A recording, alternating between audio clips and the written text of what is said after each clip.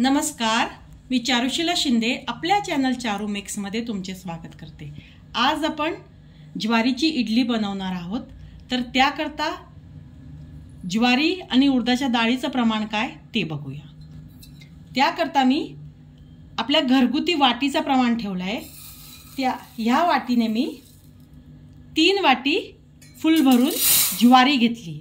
आपली ही साधी ज्वारी आहे ज्याची आपण भाकरी करतो।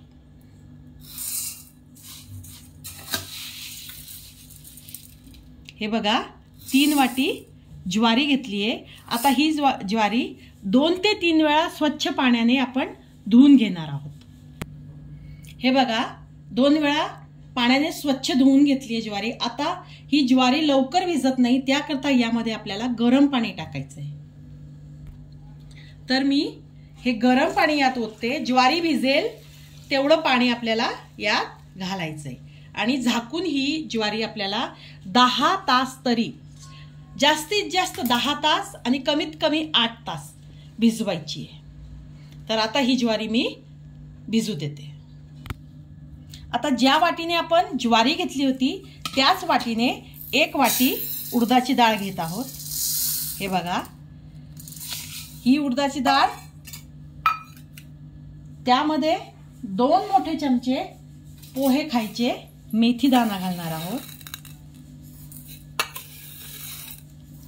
आणि आता हे सुद्धा आपण 2 ते 3 वेळा स्वच्छ पाण्याने धुवून घेणार आहोत। हे बघा डाळ आणि मेथी दाणा मी 2 ते 3 वेळा स्वच्छ पाण्याने धुवून घेतलंय। आता त्यामध्ये आपल्याला हे नॉर्मल पाणी टाकायचं आहे, म्हणजे हे गरम पण नाहीये आणि थंड पण नाहीये, आपल्या नळाचं जे पाणी येतं तेच पाणी आहे। आता ही डाळ आपल्याला कमीत कमी 5 ते 6 तास भिजवायची। ज्वारी आपल्याला 8 ते 10 तास भिजवायची आणि डाळ 5 ते 6 तास भिजवायची। तर आता हे ज्वारी आणि डाळ भिजल्यावर मग भेटूया। डाळ आणि ज्वारी छान भिजले। डाळ तर भिजलेली ही आपल्याला लगेच कळते। हे बघा अशी नखाने तुटते, पण ज्वारी कशी कळेल? तर ज्वारी सुद्धा अशी नखाने तुटते। हे बघा तिला जरा थोडंसं, हे बघा अशी तुटली नखाने म्हणजे ज्वारी भिजली। किंवा एक दाणा चावून बघायचा, कटकन आवाज नाही आला, अगदी सहजपणे आपल्याकडून चावली गेली म्हणजे ज्वारी भिजली। आता ही ज्वारी आणि डाळ दोघी भिजले। यामध्ये एक आपल्याला सिक्रेट इन्ग्रेडियंट टाकायचं आहे। तो काय? तर ज्या वाटीने आपण ज्वारी आणि डाळ घेतले होते त्याच वाटीने मी 1 वाटी पोहे घेतले। आपले साधे नॉर्मल पोहे ज्याचे आपण कांदे पोहे करतो ते। हे पोहे मी आता स्वच्छ 2 वेळा धुवून घेते। आता हे पोहे 2 वेळा स्वच्छ धुवून असेच ठेवून द्यायचे, म्हणजे हे छान भिजून जातील। आता मिक्सरच्या मोठ्या जारमध्ये आपण डाळ वाटून घेऊया। तर थोडी थोडी डाळ घेऊन आपण वाटून घेऊया। नंतर ज्वारी वाटूया, डाळीसोबत हे पोहे सुद्धा थोडे थोडे घालूया आणि वाटून घेऊया। तर हे डाळ आणि पोहे मी वाटून घेते। हे बघा अशा प्रकारे आपण डाळ वाटून घेतली। डाळ एकदम बारीक स्मूथ नाही वाटायची आहे, कारण ज्वारी एकदम स्मूथ वाटली नाही जात, थोडी कोर कन्सिस्टन्सी ज्वारीची राहते। त्याकरता आपल्याला डाळ पण तशाच प्रकारे वाटून घ्यायची आहे। तुम्ही ही बघू शकता।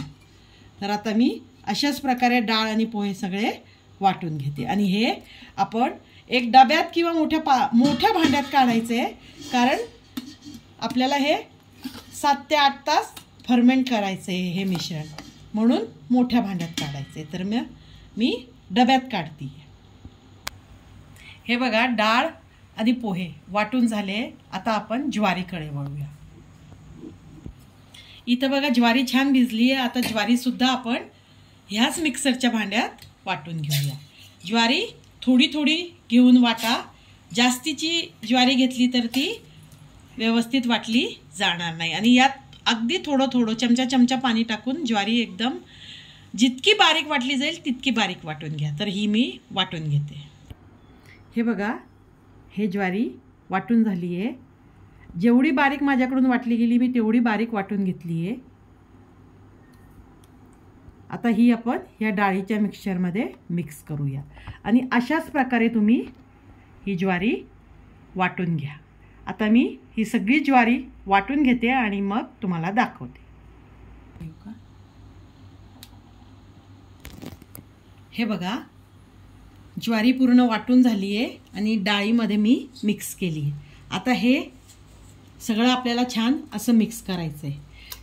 डाळ आणि ज्वारी दोघांना वाटायला मला 1 ग्लासभर पाणी लागलं आहे, म्हणजे 200 ml पाणी लागलं आहे. इथं ज्वारीवर सुद्धा डिपेंड करतं, कारण बऱ्याचशा ज्वाऱ्यांना पाणी सुटतं आणि बऱ्याचशा ज्वाऱ्या पाणी सोकतात.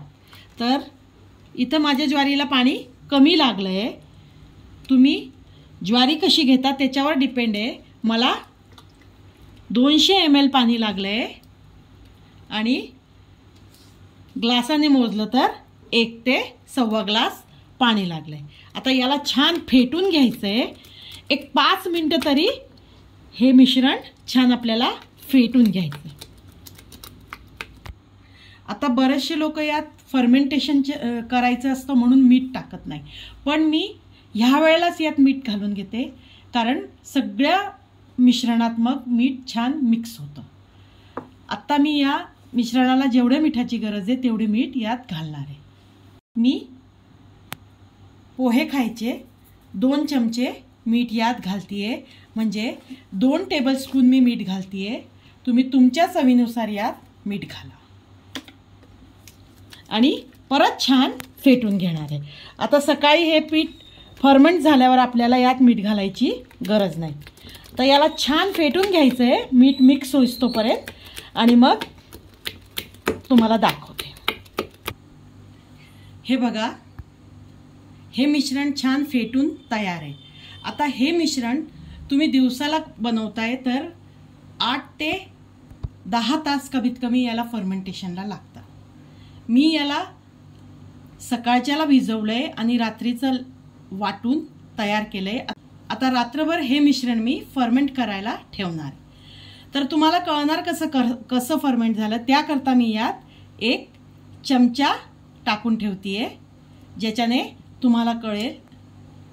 मी दाखवेल तुम्हाला सकाळी की हा चमचा किती बुडाला आहे. आता ह्या डब्याला झाकण लावून तुम्ही उबदार ठिकाणी ठेवू शकता किंवा मायक्रोवेव्हमध्ये सुद्धा. मायक्रोवेव्ह बंद करून तिथं ठेवा. मी उबदार ठिकाणी ह्या डब्याला रात्रभर ठेवून देते आणि मग आपण आता सकाळी भेटूया. हे बघा, आता सकाळचे 9 वाजले आणि आता मी तुम्हाला दाखवते की आपलं हे जे इडलीचं बॅटर आहे किती मुरलं आहे किंवा किती फर्मेंट झालं आहे. तर तुम्ही बघू शकता आपला चमचा किती मोकळा होतावर कुठपर्यंत आलं आहे. तुम्हाला मी चमच्याने हलवून सुद्धा दाखवते की कसं फर्मेंट झालं आहे आपलं बॅटर. हे बघा किती छान फर्मेंट झालं आहे. आता हे छान हलवून घेऊ, मिक्स करून घेऊ आणि याच्या आपण इडल्या करू. इकडे इडलीच्या कुकरमध्ये मी 1.5 ग्लास पाणी टाकलंय आणि त्यात लिंबाच्या फोडी टाकल्या आहे. लिंबाच्या फोडी या करता की ते कुकर काळं होऊ नये. हे ॲल्युमिनियमचं कुकर आहे. याच्यात लिंबू न टाकता जेव्हा आपण इडल्या वाफवून घेऊ तर खाली कुकर काळं होतं. लिंबू टाकल्याने हे काळं होत नाही, म्हणून मी याच्यात लिंबाच्या फोडी टाकल्या. आता इथं इडलीचे जे ह्या ताटल्या यांना सुद्धा मी तेल लावून घेतलंय. आता यात आपण बॅटर भरून घेऊया. आता आपण यात इडलीचं बॅटर घालून घेऊया. फुल नका भरू, थोडं मोकळं ठेवा, म्हणजे इडल्या वाफवून फुलतील तर त्यांना थोडं जागा हवी. अशाच प्रकारे मी सगळ्या जाळ्या भरून घेते आणि मग कुकरमध्ये ठेवते. आता एक एक करून आपण यात ह्या इडलीच्या ताटल्या ठेवून देऊया. इडलीच्या ताटल्या ठेवल्यावर आपल्याला 5 मिनिटं मोठ्या गॅसवर वाफवून घ्यायचे आहे आणि 5 मिनिटं झाल्यावर आपल्याला 15 मिनिटं अगदी मंद आचेवर ह्या इडल्या वाफवून घ्यायच्या. तर आता आपण 20 मिनिटांनंतर भेटूया. हे बघा 20 मिनिटं झाले आणि आपल्या इडल्या झाल्या आहे का. आपण सुरीची टोक त्याच्यात घालून बघूया किंवा टूथपिक. अजून आपल्या इडल्या थोड्या कच्च्या वाटताय, तर अजून 2 मिनिटं आपण वाफवून देऊया. हे बघा अजून 1 ते 2 मिनिटं इडली वाफवून घेतलीये. परत आता आपण चेक करूया. हे बघा इडली झाली. आता हे इडल्यांचे ज्या ताटले आहे मी थंड करून घेते. आता आपण इडल्या या ताटलीतून काढून घेऊ. ह्या ताटल्या गार झाल्या आहे. हे बघा अजिबात ताटली खरगटी नाही होत. इडल्या आपल्या नॉर्मल डाळ तांदळाच्या इडल्या बनतात तशाच या इडल्या बनतात. हे बघा मी तुम्हाला तोडून सुद्धा दाखवते. अजिबात चिकट नाही, कशाच नाही. ग्लुटन फ्री आणि ज्यांना वेट लॉस करायचे त्यांच्याकरताही ह्या इडल्या चालतील. मुलं भाकरी खायला ना नुकर करत असतात, त्यामुळं असे पदार्थ तुम्ही मुलांना करून दिले तर मुलं मिलेटसुद्धा खातात. अशाच प्रकारची जशी मी ज्वारीची इडली केली आहे अशाच प्रकारची बाजरीच्या इडलीचा व्हिडिओसुद्धा मी अपलोड केलेला आहे माझ्या चॅनलवर. त्याची लिंकसुद्धा मी डिस्क्रिप्शनवर देऊन देईल, तुम्ही ते सुद्धा चेक करू शकता. आता ह्या अशा प्रकारच्या इडल्या तुम्ही घरी करून बघा. तुम्हाला कसं वाटतं ते कमेंट्सद्वारे कळवा. माझ्या चॅनलला लाईक करा, शेअर करा, सबस्क्राईब करा आणि बेल आयकॉनवर क्लिक करायला विसरू नका. बेल आयकॉनवर क्लिक केल्याने माझे पुढचे येणारे नवनवीन व्हिडिओचं नोटिफिकेशन तुम्हाला कळेल. व्हिडिओ बघण्याबद्दल धन्यवाद.